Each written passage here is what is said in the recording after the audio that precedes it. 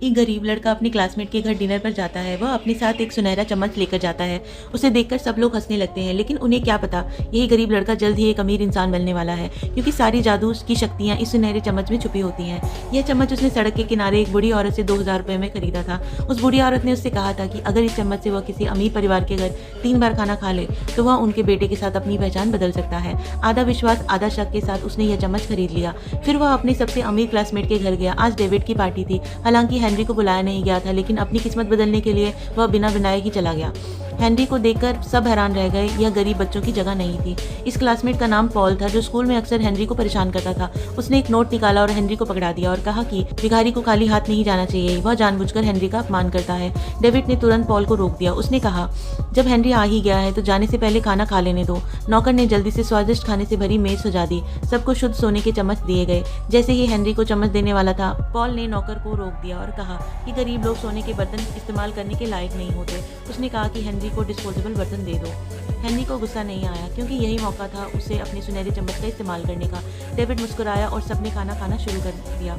Henry अपनी सुनहरी चम्मच से खूब मन लगाकर खाने लगा। अचानक उसने देखा कि चम्मच चमकने लगा।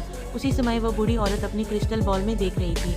उसने देखा कि हेनरी सुनहरे चम्मच से खाना खा रहा है। वह खुद से बुदबुदाई कि अब असली खेल शुरू होने वाला है। डेविड के घर दोबारा खाना खाने के लिए हेनरी जानबूझकर उसके करीब रहने लगा। वह उसकी एसेट मैनेजमेंट की रिपोर्ट लिखने की में मदद करने लगा। उस रात डेविड ने वह रिपोर्ट अपने पिता को दिखाई। पढ़कर उसके पिता बहुत खुश हुए। कहा कि उसके बेटे में काफी सुधार आया है। एक रात हेनरी फिर से डेविड के घर आया और कहा कि उसे भूख लगी है, क्या वहाँ इंस्टेंट नूडल्स खा सकता है। डेविड ने तुरंत ढेर सारे पकवान बनवाने का आदेश दिया। हेनरी ने फिर अपना सुनहरा चम्मच निकाला। जैसे ही वह खाने ही वाला था, डेविड के पिता आ गए। हेनरी को देखकर वह हैरान रह गए और डेविड से उसके सामने ही कहा, गरीब लोगों से दोस्ती करना समय की बर्बादी है। पिता की डांट के सामने डेविड कुछ नहीं बोल सकता था। उसने हेनरी का सम्मान किया और उसे बाहर छोड़ दिया, लेकिन हेनरी हार मानने वाला नहीं था। जैसे ही नौकर खाना फेंकने वाला था, हेनरी भूखे भेड़िए की तरह वापस दौड़कर आया और उसने अपने सुनहरे चम्मच से खाना खाने लगा। अब वह पूरा भी नहीं कर पाया था कि डेविड के पिता फिर आ गए।